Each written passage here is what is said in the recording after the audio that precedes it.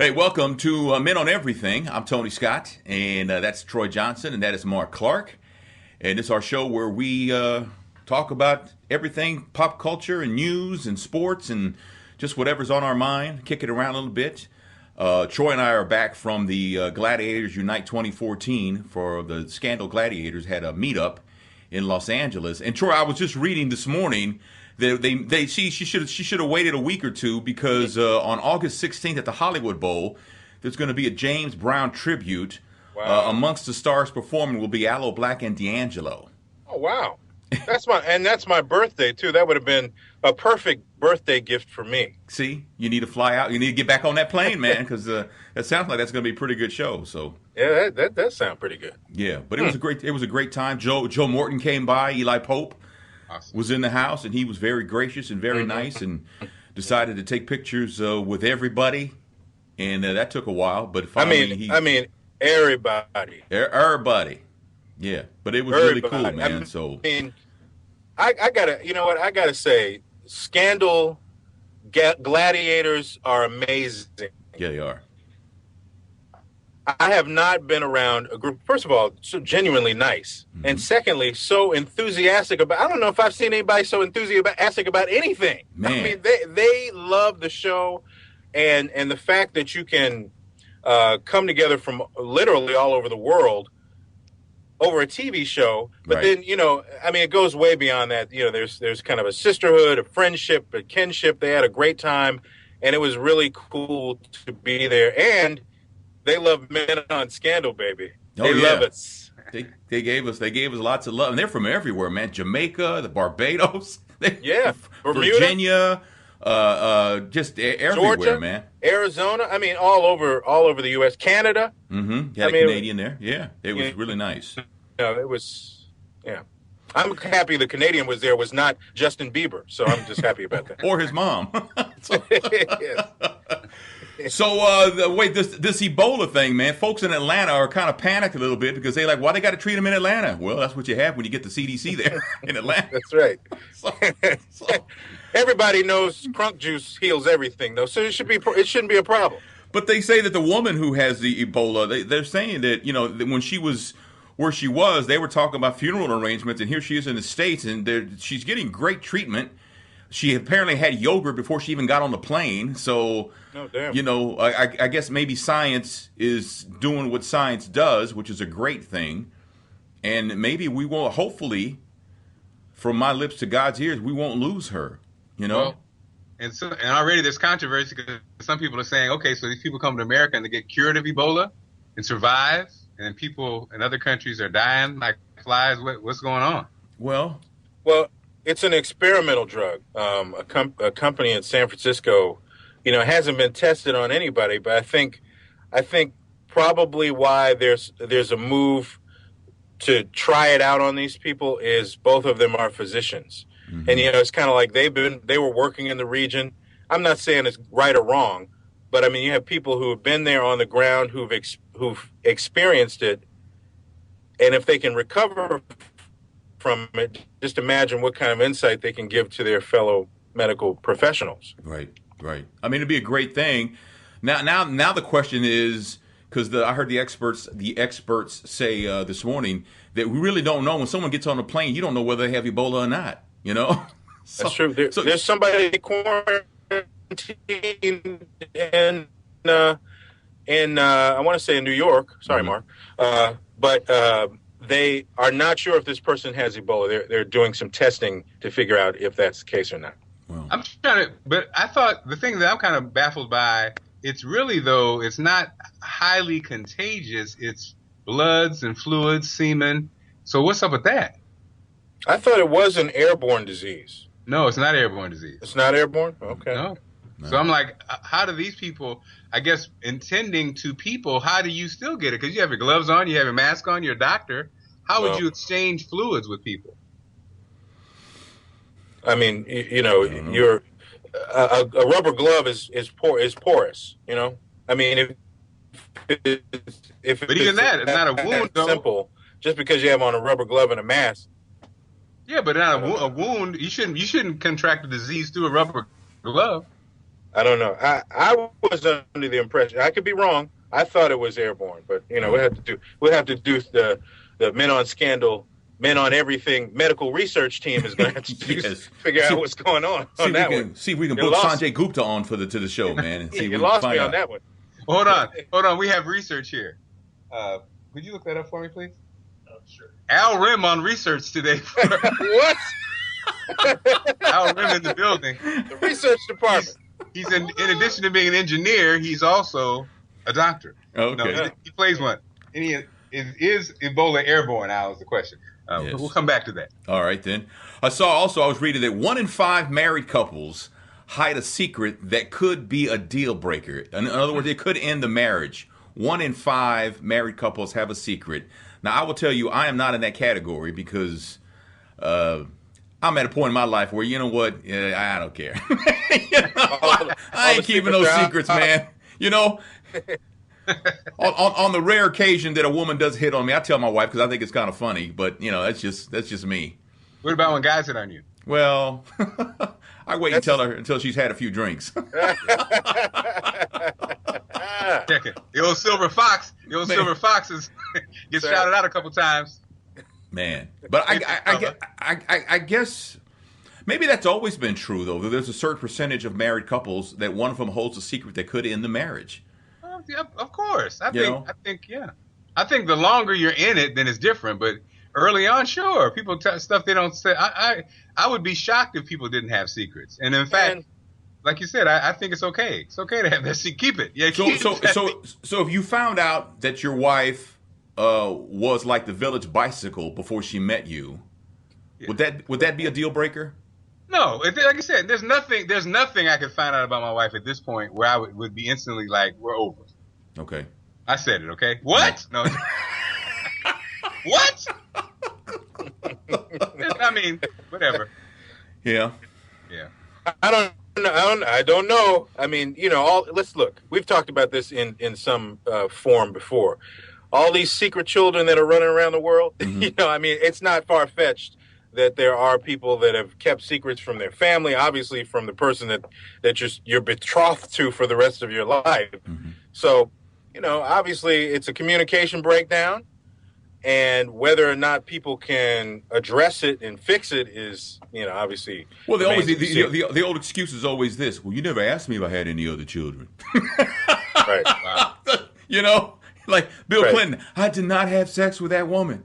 I think what the media talks about, how the media talks about marriage and how marriage really works, especially if you're talking to long-term married people, it's two different animals. I think if you ask most married people that question, they'd be like, I think long-term, been married past 10 years, right? Mm-hmm. I think it's a whole different ballgame, and got kids. It's a different ballgame. I think it's like very few, if you're going to ride it out, I think you pretty much are in. You know, it's like, okay, I did, but that's just my take. But I think my friends who have been married a long time, Tony included, I think they almost feel the same way. You know, my friends asked a question the other day. They said, your wife pulls in the driveway. There's a body in the trunk. What y'all gonna do? Probably grab a shovel. Grab a shovel. Yeah. Yeah. Well, wait. Here's my question though, Mark. How long do you have to think about it? Just go ahead and grab the shovel. Like, oh, okay, let's get to digging. We gotta get these kids through college. Oh well. But then I also think it depends on who it is in the trunk, though. Yeah, probably so. You know, what? It's my mom. No. The man she was sleeping with. You gotta go. The man she was sleeping with. Yeah. You grab a shovel. You grab a shovel. Yeah. The woman she was sleeping with. Grab a shovel. Okay. What about the woman she was sleeping with? Grab a respirator. We can save her. Get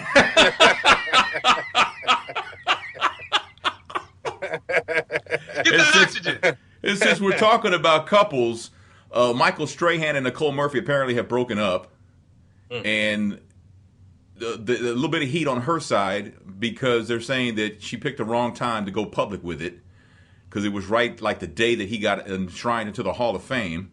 Yeah. Which was like the biggest event, you know, of his life, the pinnacle of his career. Yeah, and then she kind of pissed on it because the word got out. She says I didn't put the word out, And now I was reading this morning that some of the blogs were saying they broke up because he had been seeing another woman. But then I also read a couple of days ago that they actually had called off the engagement a few weeks ago, if not a couple of months ago, and they were just keeping it under wraps until this Hall of Fame thing blew by. So I don't know who to believe. They make a good looking couple. I hope they can work it out. At least he's got a jacket to keep him warm. That gold jacket from the NFL. Well, she said. She always said there was a gap in the relationship. Well, I'm here all week. Thank you. By the way, she's fine. She is fine. She's a good-looking woman. She really is. Good Lord.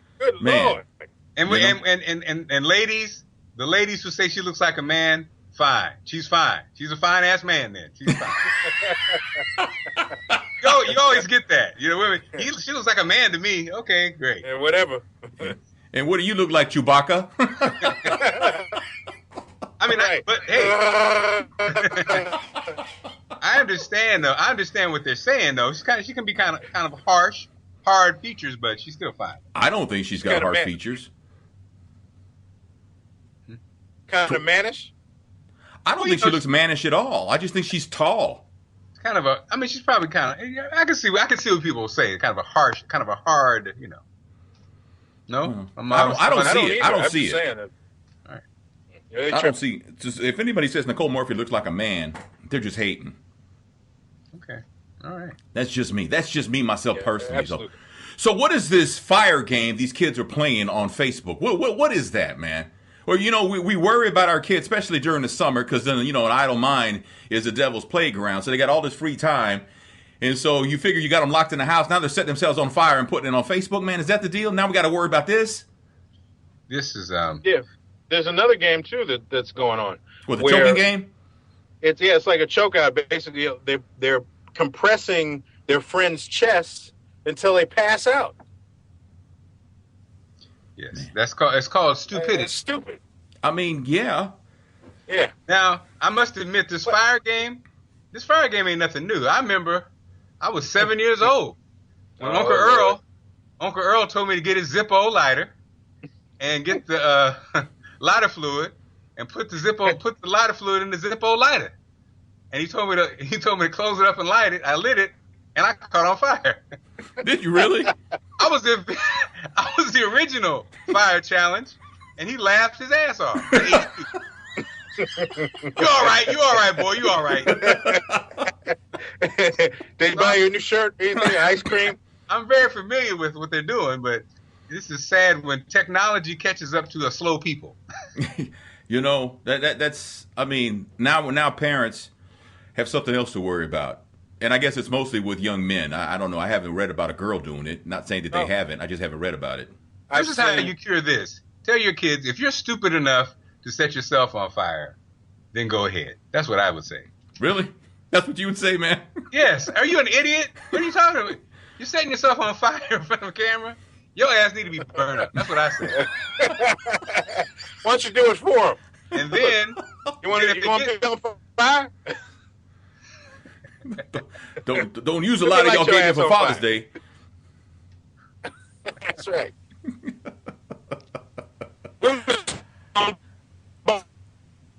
You anyway tonight. No, I don't know. I mean, does some of that fall on bad parenting?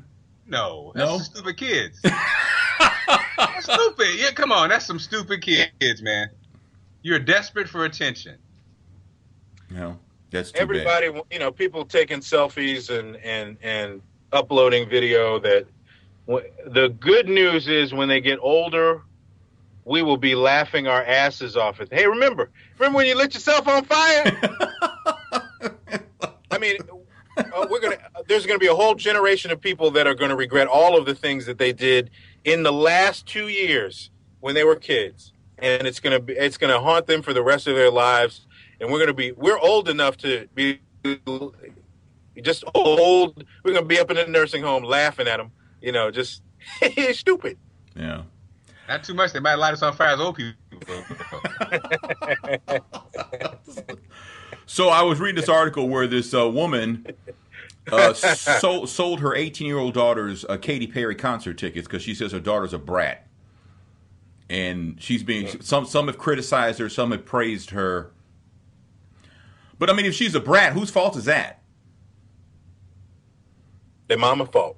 I mean, kids don't become brats. We let them become brats. I thought she's 18. Are you a brat at 18? Wow. You're a grown ass brat. That's a little. Damn. I don't know. But what would you have done? Would you have sold the tickets? Why is this? What happened? How did this even get out? I don't know. Well, she put it on Facebook. She put the tickets for sale on Facebook, and then the story kind of got out there, and Facebook actually contacted her and says, "Take it down. You got to take it. You can't do that. You can't take that what? You can't sell the tickets. You can't do that. Not on Facebook." So I mean, it's their Facebook is there. They can do what they want with it, right? I thought. Does this woman know there's Ebola going around? We ain't got no time for this. A news story. I tell you what, give the tickets back to the girl and set her on fire. That's all you gotta do. You guys are horrible. You guys are horrible, man. Hey, you want to be a dark horse? Let me light your ass on fire. You'll be a dark horse for real, man. When research just came in, Al Rim says that they are concerned that it may be airborne. What, Ebola? Right. Ebola. Yeah. Okay. All right. This just in. Didn't believe my science information. That's okay. No, it's not. It wasn't considered airborne, but they're concerned now because you know what I mean. So it wasn't designated as airborne before. Right. Okay. Now the white people get it, and now it's airborne. When we had it, it was transferred by sex and drugs. Well, don't get me started. Man. Wow. And then the patients are airborne. They flew them right back onto the U.S. Oh, we got to get this under control. Hey, have you guys read the story about the politician out of I think Alabama who says there's a war on white people, and it's been started by President Obama? Mm. Well, first of all, Tony, they never say president. Well, that's true. Obama. You don't have no title. Yeah. There's no title for him. It's just Obama did it. Right. Well, the good news for white people is there's a war on white people, and whoever's doing the war is losing. Black people, the war on black people is a winner, though. Damn. I mean, I wish the people that had the war on black people were the same people that had the war on white people, and we would take their war over our war. Well, I don't think, it kind of goes back to politicians who want to cut programs that help the needy and stuff like that because they don't know the struggle. They don't know, and as far as white people, obviously not all white people, but a lot of white people don't understand what it's like for a person of color have to be told that you're less than a human being. Right. They don't know what that's like. They don't know what it's like to be told we're not going to serve you. And some people say, well, they don't do that anymore. Well, you haven't been in all parts of the country. You can go to South St. Louis here and get the same kind of treatment. I mean, to be honest. Dang. So I think part of it is they don't understand the struggle. And I don't think there's not a war on white people. I think white people are just feeling a little bit of heat now. But the interesting thing is that we always kind of tend to think, they say that the war is actually on the GOP, and they're actually killing themselves. They're shooting themselves in the foot because the GOP, in a lot of cases, if you don't think like them or if you don't even look like them, then you're the enemy and you must be destroyed. And that's not the way this country is supposed to work. We're going to have our differences, but we got to work together for the good of the country. But the GOP doesn't want to budge on the fact that if you don't think like we do or look like we do, we don't want to have anything to do with you.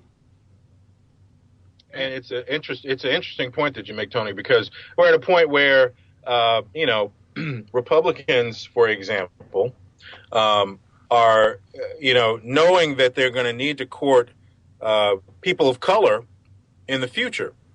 So it's an interesting time because some people feel like the Democratic Party is not giving them what they need, and there are slots and opportunities in the Republican Party, but it's a party that's not really adjusting to the needs of many people of color They passed some legislation involving the immigration reform right now, or recently, or it's in Congress right now. That and I don't remember exactly what it's going to do, but it's gonna create some limitations and some problems for Hispanics at a time when, they want to be courting Hispanics for the presidential election. But I was listening to a news report that was saying that because the Hispanic population is not going to be a key influencer in a lot of the congressional races, they can get away with it because they're not worried about the Hispanic vote until the presidential election, when it really could have an impact. So it's like, they're getting away with stuff that could entice and make and bolster the conservative, base that wants to see a lot of these immigration reforms taken away. So they're kowtowing to the groups that they always have, and then they'll change their tune in the November election when there's a presidential election. So it's an interesting, and Democrats do some similar things. Let's keep it real. Yeah, that's true. It's interesting though, because when you see someone who has like a bumper sticker on their car that clearly labels themselves as GOP, then you kind of like look at them like they don't like me. Some people are quick to label all GOP members as racist. I'm not ready to do that. But what do you do when you see someone of color who's a Republican, who's you're like, what's wrong with them? That's what I always think. What's wrong with them? I mean, I'll admit that. Although I do know they have the right to be affiliated with any party or no party. Yeah, that's true. You're right, Tony. When I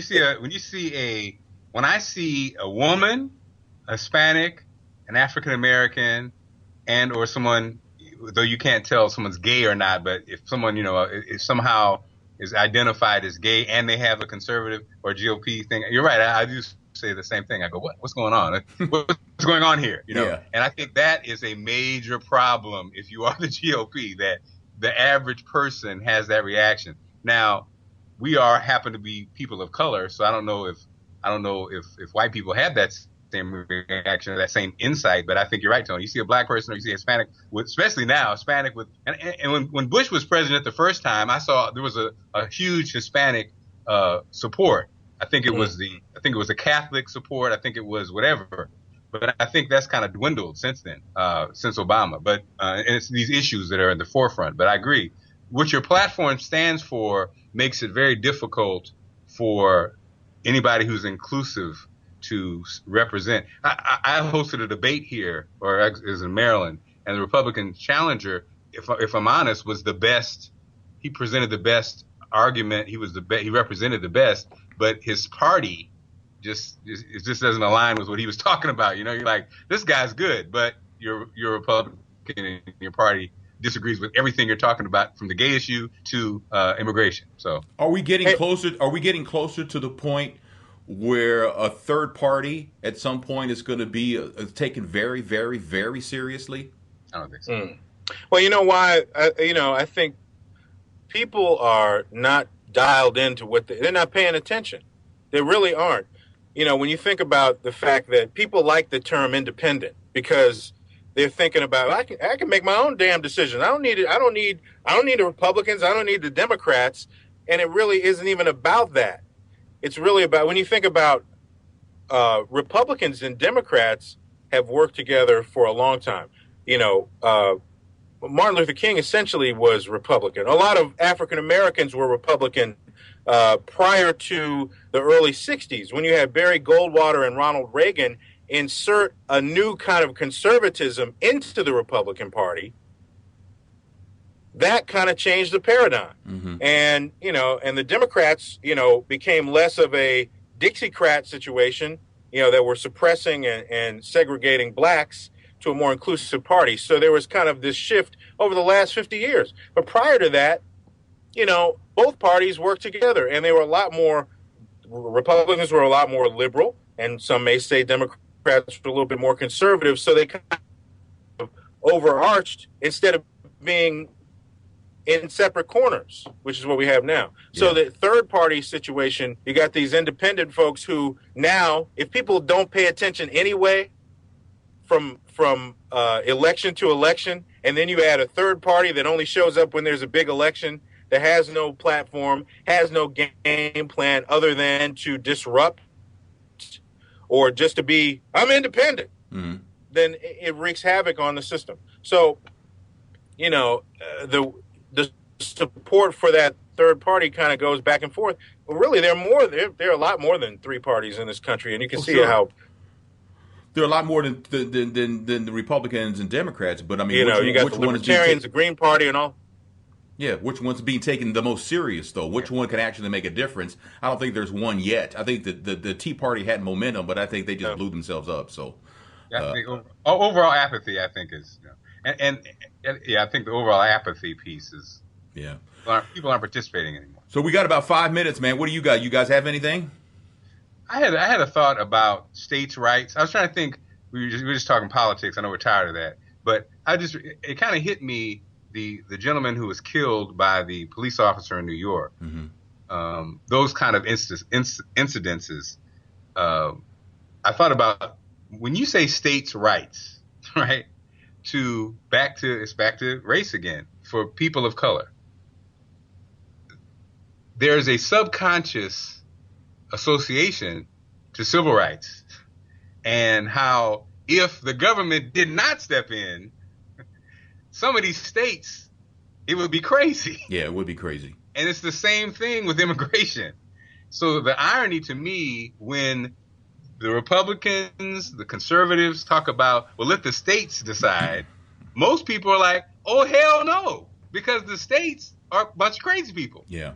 And I think that's why it's hard, because of the history, for people of color to not be Democratic or liberal, because, and that whole when you talk about big government, the big government that most people of color are talking about is a government that basically kind of came in and saved or enforced enforced some safety for people. So I think that's why it's always always lingering in the background. And then this thing happens in New York, or these cops that you see every week there's a new video, and it goes back to that again. If it was just up to the state, or if it's up to a Florida, up to Arizona for immigration, what the hell would really be happening? So I'm firmly convinced, clearly convinced, that if the people of Mexico and South America and Latin America looked like the GOP, this wouldn't be an issue. It wouldn't be an issue. It'd be like, oh, we need to welcome everybody of all creeds and race. That would be the attitude, the way the Constitution was written. Is it a problem? Yes, it's a problem. Is there a solution right now? No, there isn't a solution. So what do? I have no idea. I'm just being real honest. But I am convinced, though, that if the people of Mexico and Latin America who are coming to this country through our southern border look like the GOP, this would not be an issue. You got a good point there. And the other thing about, immigration into this country, it's interesting. I don't know if you all remember, it was the one thing that George Bush did. If I take off, I don't usually give a lot of commentary, but for this moment I will. The one thing I agreed with George Bush on was his immigration reform proposal. But you know what? When he was president, the whole country voted it down, including African Americans, which I was shocked by. He got no support on it.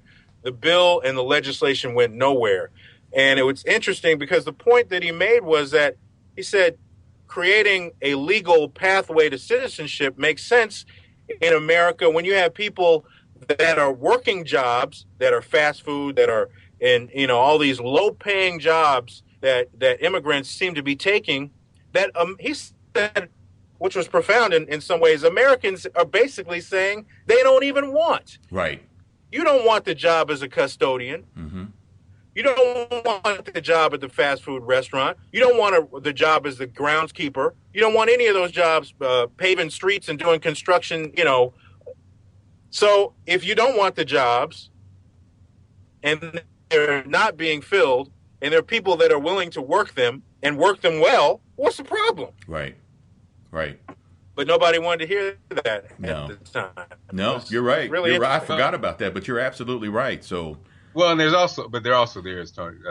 Troy, that if there are jobs, if there are road crew jobs, I still feel there are people who want those jobs who are not getting a shot for those jobs either. You know what I mean? Because there's, you know what I mean? There are people. No, I'm not saying I'm. Yeah, right. I agree with that. I absolutely agree with that. But I think the process, the fact that he was saying, look, yes, if you're going to immigrate to this country, we know you're coming across the border. We can't spend $1 trillion to build a fence. So look, it's just like getting a speeding ticket. Okay, we caught you here. Pay the fine. You got to pay $5,000 to take yourself off of the illegal rolls and get yourself a green card and try to become a citizen. What's the problem? You can't deport 15 million people. No, that's true. That is true. And you know what? No, but I mean, I see the point that President Bush made years ago, because nobody working in the fields, you know, picking lettuce or picking whatever. Nobody in this country wants those jobs. No, nobody wants those jobs. $5,000, huh? Who has $5,000? Well, that's true too. But those jobs, you know, that a lot of people who come to this country illegally and take are jobs that people generally in this country don't want to have anything to do with. But the thing is that if they did, we would be paying a lot more for our produce, because they wouldn't, you know, people who would want those jobs wouldn't want them for those wages. That's true. Well, see, that's the other trick the GOP pulls. The GOP they're the company that hires all this illegal labor for cut rate labor. That's the irony.